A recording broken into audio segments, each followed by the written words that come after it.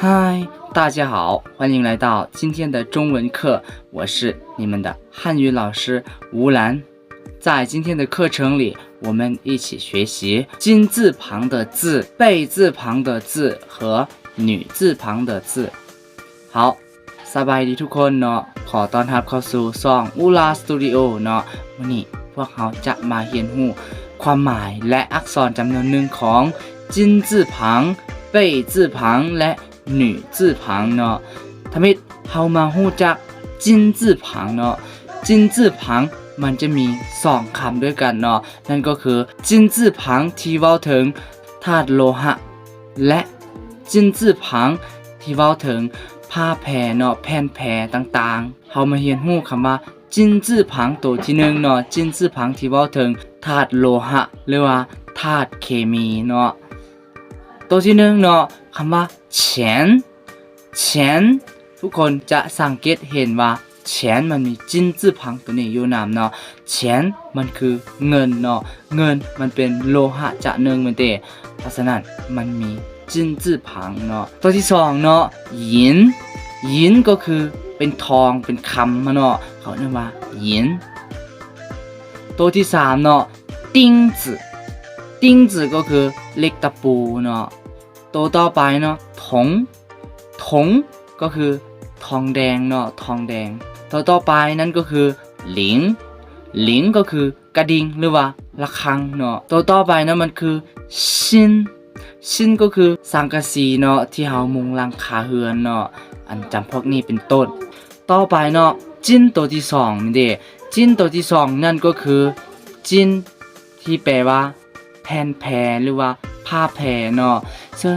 คำศัพท์หรือว่าอักษรที่มีจินจื่อผังตัวนี้นี่แม่นมีความหมายเกี่ยวกับผ้าเนาะผ้าแผ่แผ่นแผ่ต่างๆเนาะตัวอย่างตัวที่1ฝูเนาะฝูก็คือเป็นลักษณะนามของผู้ภาพบ่เป็นลักษณะนามของตัวที่เป็นแผ่นเนาะเขาเอิ้นว่าฝู1แผ่น2แผ่นอีฝูเหลียงฝูตัวต่อไปเนาะนั่นก็คือเมาจื่อก็คือหมวกที่เฮาใส่เนาะซึ่งหมวกนั่นเฮาเฮ็ดด้วยผ้ายิบออกมาผลิตออกมาด้วยผ้าแผ่นแผ่ต่อไปเนาะผ้ากางเขาจะว่าเหรียญเนาะหรือว่าเขาจะว่าช่วงเหรียญก็ได้คือกันเนาะเหรียญล่ะก็เป็นผ้ากางคือกันผ้าหรือว่าแผ่นแผ่เนาะภาษาจีนเขาจะว่าปู้เนาะซึ่งคำศัพท์นี้ก็มันจะมีจินคือกันเนาะต่อไปเนาะหนูจื่อผังมันเป็นอักษรที่อยู่ทางข้างที่ดัดแปลงมาจากหนูคำว่าผู้หญิงเนาะและคำศัพท์ที่มีหนูจื่อผังตัวนี้แน่นอนเนาะมันจะเกี่ยวพันกับผู้หญิงตัวอย่าง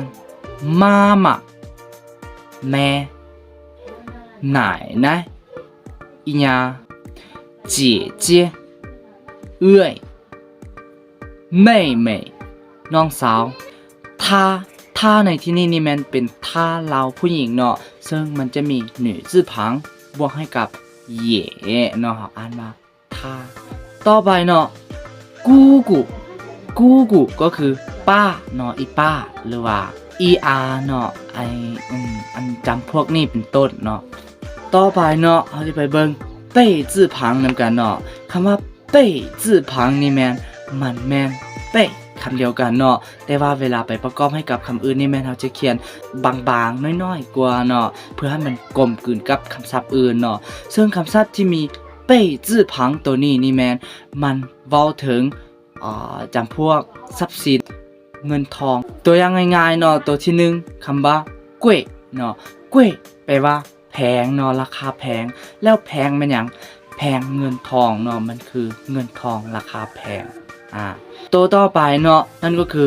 财产的财ในที่นี่นี่มันแปลว่าทรัพย์สินเนาะทรัพย์สินต่อไปเนาะคำว่า购เนาะ购物的购ก็คือหมายเนาะคือกันกับหมายมีความหมายว่าซื้อเนาะเฮาซื้อตัวต่อไปเนาะคำว่า贫穷的贫อยู่ในนี่แปลว่าจนเนาะจนบ่มีเงินทองต่อไปเนาะคำว่า赚钱的赚คำว่า赚เนาะ ทุกคนจะสังเกตเห็นว่ามันจะมีเป้ยจื่อพังอยู่ทางหน้าเนาะบวกให้กับเจียนอันว่าจ้วนเนาะหาเงินเนาะสอบเงินหาเงินเฮ็ดธุรกิจต่อไปเนาะคำว่าจื้อมันคือกงจื้อ的จื้อจื้อตัวนี้คือกันเนาะมันจะมีซื่ออยู่ถึงแล้วบวกให้กับเป้ยอยู่ลุมกงจื้อมันอย่างบัดนี้กงจื้อก็คือเงินเดือนเนาะเงินเดือนโอเคเนาะก็หวังว่าทุกคนคงจะเข้าใจสิ่งที่อาจารย์ได้อธิบายไปในเมื่อกี้นี่เนาะและหวังว่าจะเป็นประโยชน์ให้กับผู้ที่เรียนภาษาจีนเป็นประโยชน์ในการจื้อคำศัพท์ภาษาจีนเนาะ好今天的中文课就上到这里我们下个视频见不见不散拜拜